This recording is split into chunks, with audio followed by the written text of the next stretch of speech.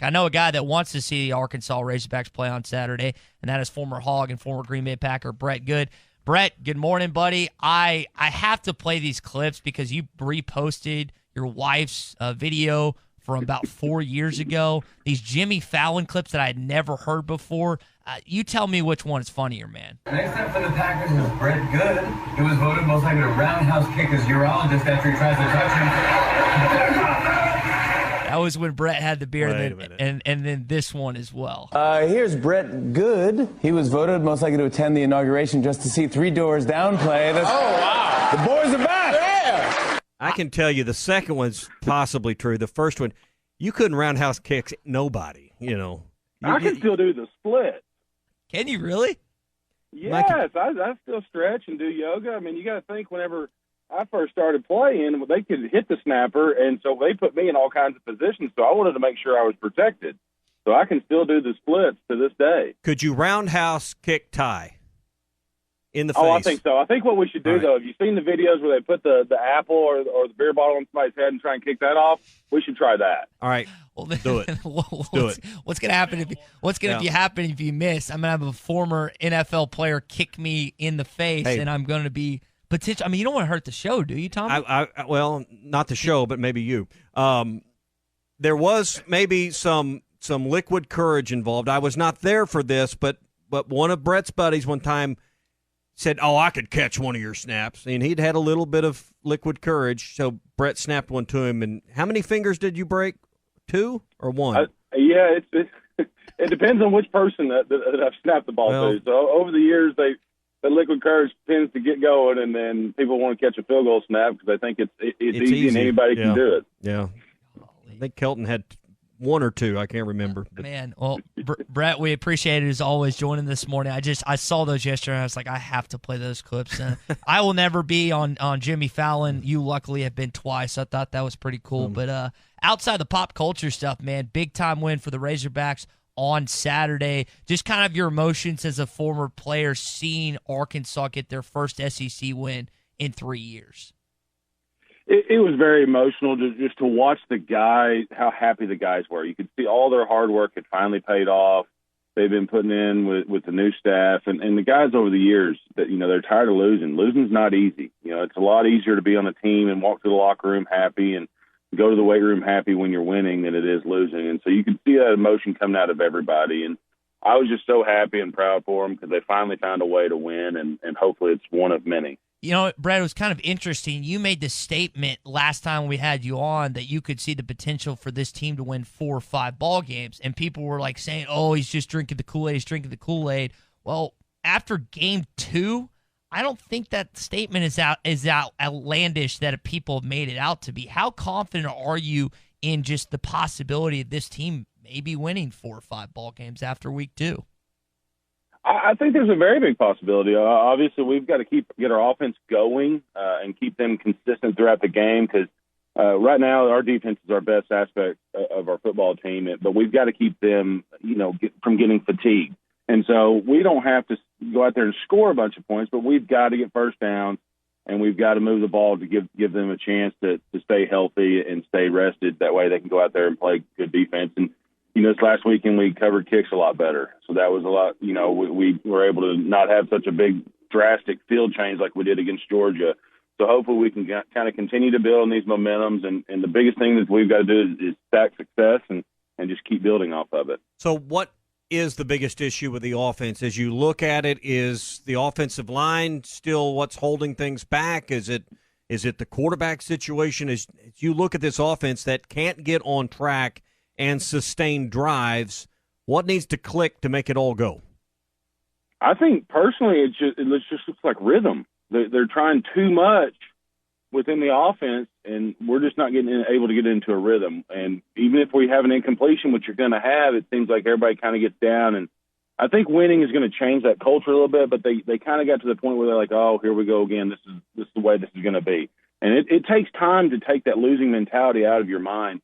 And so I think they just kind of stay in a rhythm and they get that positivity of winning a football game that, hey, we can actually do this, that we'll be okay. Is it possible they have their foot on the gas too much with tempo and this offense isn't polished enough yet to run that fast? Meaning they're going to make too many mistakes. They can't execute at that pace yet. Is it possible they're just trying to go too fast? It could be, but what I like about it is they've stuck with it. And that's what you want to see is they haven't just given up on it quick.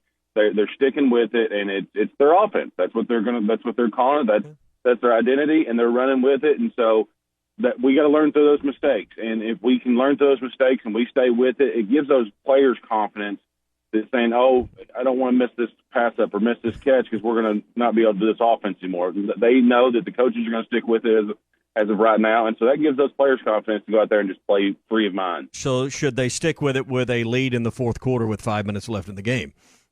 You slow it down a little bit. Because we were screaming at the TV when we were watching it that, you might want to snap it with 26 or 7 on the play clock. Yeah, you got to learn to melt that clock a little bit more. Right. Talking with former Razorback. And, we had that penalty at the end that really was just a dumb penalty that, those are mistakes that we can't do. As our football team grows and matures, we can't have those little mistakes that could potentially cost us a game. Brett, let me ask you something on the note of that. Did you ever have Coach Nutt single you out in practice for something you particularly did in a game where you had to run extra? Because I can only imagine what Mike Woods had to do following that personal foul penalty during practice earlier this week.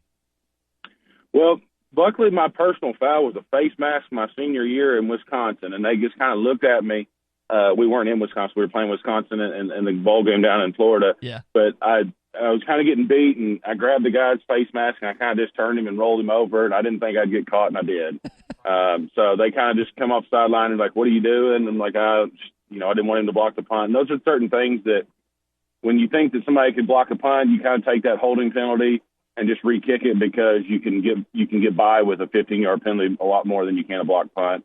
But it's not something that you want to do is get called out in a meeting that you could potentially cost your entire team because those are your brothers out there and they all want to fight and their family and you can tell that it's just emotion. There's so much raw emotion that they had. They just now got to kind of bottle it in and just kind of learn to play now. Brett, you speak of special teams back in your playing days. It looked like they took a better step forward week 2. I know that like Scott Fountain, you, others that have played that position, there's a lot of room for improvement and room to grow. How big are special teams going to be against the Auburn Tigers this weekend? I think it's going to be huge. And I heard y'all earlier talking about, these storms coming through, and it's going to be ball security. You look at, Mississippi State, even though they threw 3 interceptions, they were still in the game because we couldn't get the offense going, but we had a momentum swing when they muffed a punt. So you want to make sure that you can just control the ball, take care of your most precious possession, and then you got to cover kicks like crazy because when it gets windy and it gets rainy, there's not a real lot telling of where that ball is going to go, and it could go further. The bounces are going to be weird, so you just got to kind of focus in and really trust your technique. Yeah, when you look at what Arkansas did on return coverage this week, so much better. Had 2 touchbacks on kickoffs, but the kickoff returns had a long of 26 yards, which is fine. I mean, you like to have every kick into the end zone, but if you're going to give them the ball at the 26-yard line, 2 returns, total of 49 yards, that's basically the same as a touchback when you're giving them at the 26. Absolutely, and that's you would love touchbacks every time, especially when you're playing with younger guys. You're trying to save guys on defense, and guys are getting tired. You definitely want to keep touchbacks. I remember all the time our coach saying, just try and kick out the back of the end zone if you can. Mm-hmm. Our guys are gassed out here, and they need a little break. And that's what you want sometimes. And sometimes you get it, and sometimes you can't. So it's going to be, like I said, it's going to be a little bit different with the weather. The wind could be right in their face. They're going to have to cover a kick, but they can kind of get creative with some pooch kicks and things of that nature as well. So hopefully they've got a good game plan and they'll come out and execute it. All right, I want to ask you a Cowboys question because your old coach is the Cowboys boss now. What's going on with McCarthy and this bunch right now? I'm sure you've been watching some of that. They've given up too many points. I mean, the offense has started out slow at every game, and they kind of come on there at the end. But, the defense has just struggled, and they can't seem to get it right. And even last week, and they had things going their way, and then the first play, they give the ball to Odell, and he takes around the corner and just runs all the way through the defense. So, I feel bad for Mike because I know it's a tough situation to get in there, and then you have the pandemic hit with a new coaching staff. But everybody's had to deal with that this year, so there's no excuses on it. He won't take it. He's a hard-nosed guy, and he'll be in there trying to get them going, and hopefully they can turn it around. Talking with Brett Goode, former Razorback, former Green Bay Packer on the Morning Rush. So Tommy brings up your old coach. Let's talk about one of your old teammates, Aaron Rodgers, now 4-0 on the season. Brett, is he the MVP in the NFL right now? It's so hard to say at this point in the season. I think that he's put up really good numbers. I think that you can tell that he did not like them drafting a first-round quarterback. And I think that, going with not very many fans, he's able to kind of get some hard counts on the road that has allowed him to kind of use his greatness that he's had at the line of scrimmage for years to better on the road. And so I think that he has that opportunity to be an NFL MVP again. He just has to keep it going, and their offense is rolling right now. So I'm very excited and enjoying watching them play. Brett, I've really enjoyed his conversations with Pat McAfee and A.J. Hawk, another one of your former teammates, and they're open and honest, and Aaron just kind of says whatever he wants, which I really appreciate when an athlete is like that. He said something yesterday on the program where he said all the blanket media does is write stories to get clicks. I mean, you're a former player. How do you, when you see like a reporter, I know your boys with Demboski who covers the Packers for the ESPN, and just like other reporters that you had connections with over the years, what is your perception of the media of a former college and NFL player? It's a little bit of both. That you have the really good guys, and then there's a lot of media. I mean, when I say the really good guys, that's a very small group. And then you have most of the media. They would love for you to finish from what we talked about in the NFL is finish 8-8. That way they can talk about a couple of good things, and they can talk about a lot of the bad, because they just don't want to be over positive. They don't want to tell a lot of them don't like telling the good story of the hometown kid that did this with his family, or he bought this for his mom, or anything like that. And so we tended to know who those guys were, and then you just start giving them short answers. Because a lot of times when a reporter comes with a story, they've already gotten it written. They're just looking for a couple of words for you to say, and every now and then somebody says something they probably shouldn't have, and then that's the headline of the story. So you just got to, with the ones that are not really on your side, you've got to be very, very cautious with what you tell them. All right, let's circle back to the Arkansas game scheduled for 3 o'clock on Saturday down on the Plains in Auburn. How do you see this game? What are the keys in your mind if Arkansas is going to have some success for the first time in a while against Auburn? I think it's ball control, keep taking care of the rock, protecting it, and we've got to have our offense getting a little bit better rhythm. I think if we can get that going, establish a run game, even if we're running that high-tempo offense, we've got to get some first downs and just move the ball and try and control the field possession, because if we can do that in a weather game with rain, wind, whatever comes through, we can win a lot of ball games. So if we can do that and our defense plays the way they've been doing, we'll have a chance. And that's all I want to see them is compete and have a chance, and maybe we can pull it out in the end. All right, former Green Bay Packer and Razorback who committed a face mask penalty in the Capital One Bowl, Brett Goode, with us here. Because that was the reason they lost that game. Every Wednesday on the Morning Rush. And it's brought to you by Henderson Phillips Employer Solutions. Brett sells insurance now. If you need insurance for your company, you need health insurance, you need employee benefits, you need personal or commercial insurance, our man Brett's the one to call. Tell him about it, Brett.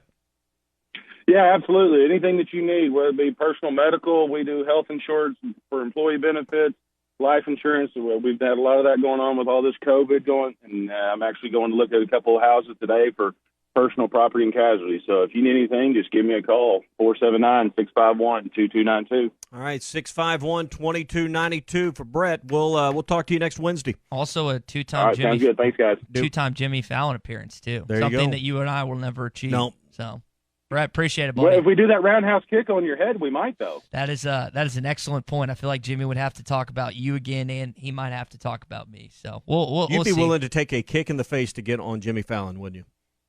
It's Jimmy Fallon. Yeah. So, Brett, appreciate it, man. The extent you'll go Thanks, through. guys. The extent you'll go through I'm for a some millennial. attention. I love the clout, so it's part of it.